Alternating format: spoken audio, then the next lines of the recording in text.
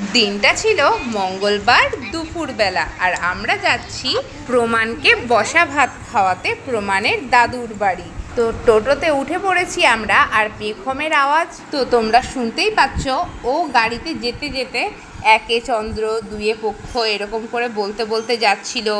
অন্যান্য গানগুলো যেগুলো ঘরে সবসময় করতে থাকে, তো সেগুলো করতে করতে যাচ্ছিল। আর টোটোওয়ালা কাকু যে ছিল, সে শুধু বলছিল ওকে যে বাহ, আমার যাতায়াতের জার্নিটা খুব সুন্দর করে দিল ওই গানগুলো করে। তো এইভাবেই পেখম রানীর গান শুনতে শুনতে আমরা পৌঁছে গেলাম পেখমের দাদু বাড়ি, মানে আমার মামার বাড়ি।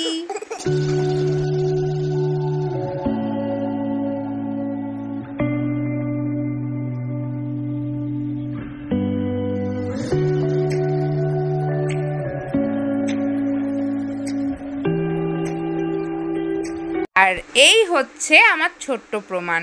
উনি টোটোতে উঠুক বা স্কুটিতেই যাক বা কারেই যাক, ও ওঠা মাত্রই ঘুমিয়ে পড়ে। ওর খুবই আরাম লাগে, তো সেই জন্য ও ঘুমিয়ে পড়ে।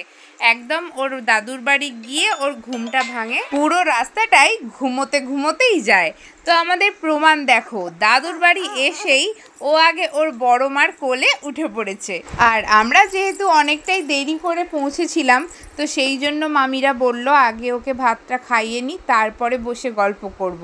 তো সেই জন্য প্রমাণকে দেখো নতুন জামা প্যান্ট পরিয়ে ওর দিদুরা বসিয়ে দিয়েছে বসা ভাত খাওয়াতে।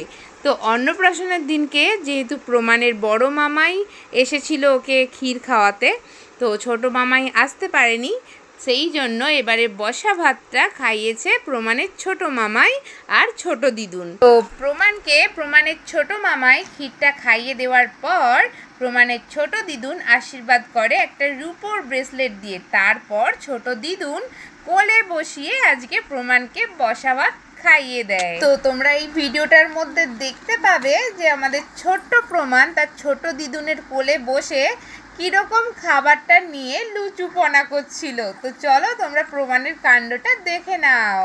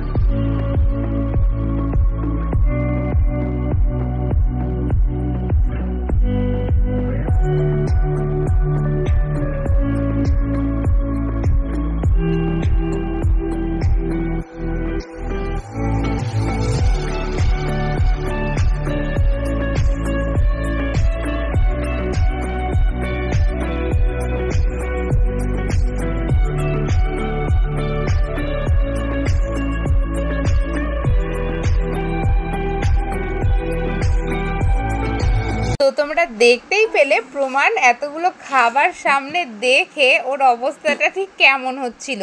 ওকে যখন জলের গ্লাসটা ধরানো হয়েছিল না, ও জলের গ্লাসের মধ্যে মুখটা দিয়ে ফু ফু করছিল। তারপর ডালের বাটিটা যখন মামি ওকে ধরিয়েছিল, তখন ওটাকেও মজা করে খাওয়ার চেষ্টা করছিল, কিন্তু বেচারা পারছিল না। তো ফু ফু করে শুধু ফেলতেই থাকছিল।